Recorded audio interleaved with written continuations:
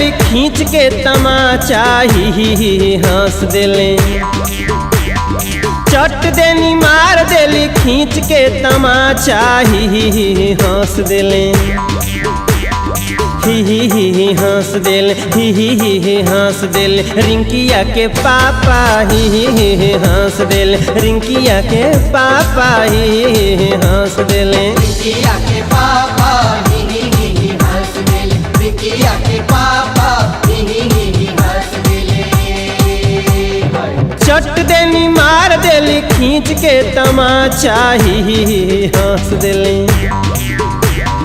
चट देनी मार देली खींच के तमाचा ही हंस देले। ही हंस देल रिंकिया के पापा ही हंस देल। बिकिया के पापा ही हंस देले। रिंकिया के पापा ही हंस देले। रिंकिया के पापा ही हंस देले।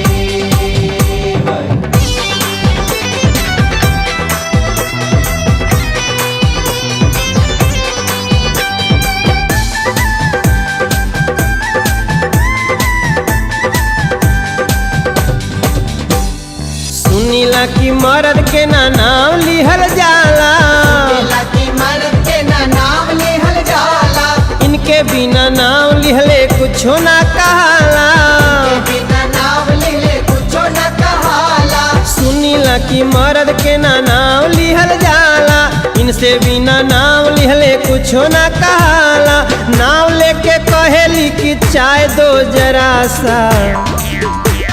नाम लेके कहेली कि चाय दो जरा सा ही हंस देले।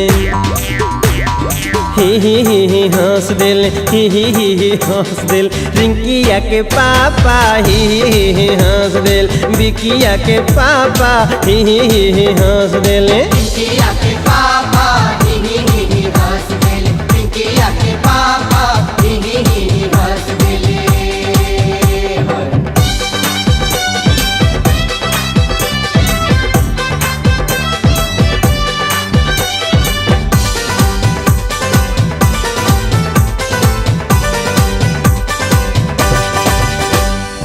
चोख चोख न किए पर रहे उनका गुस्सा। चोख न किए पे रहे उनका गुस्सा।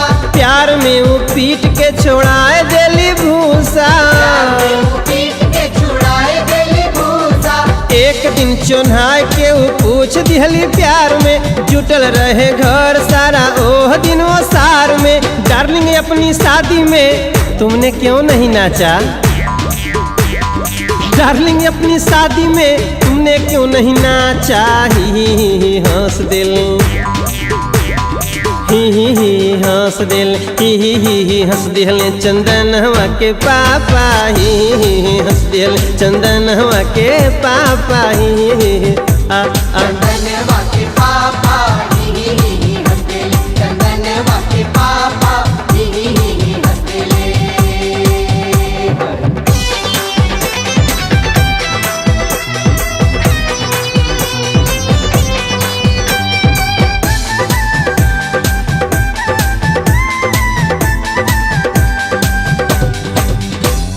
बिहने आदेश सुनावे मन माना। ऑफिस से जब आना हरी सब्जी लेते आना। कहे घर में पहनूंगी मैं लूज पैजामा।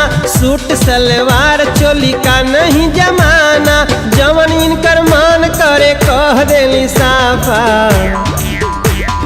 जवन इनकर मान करे कह देली साफा ही हंस देली। का करी ही हंस देल। ही हंस देल ज्योतिया के पापा ही हंस देल। ज्योतिया के पापा ही हंस देले। चंदनवा के पापा ही हंस देले। चंदनवा के पापा ही हंस देले। चट देनी मार देली खींच के तमाचा ही हंस दिहले। चट देनी मार देली खींच के तमाचा ही हंस देली। ही हंस दिल ही हंस दिल रिंकिया के पापा ही हंस दिल बिकिया के पापा ही हंस दिल बिकिया के पापा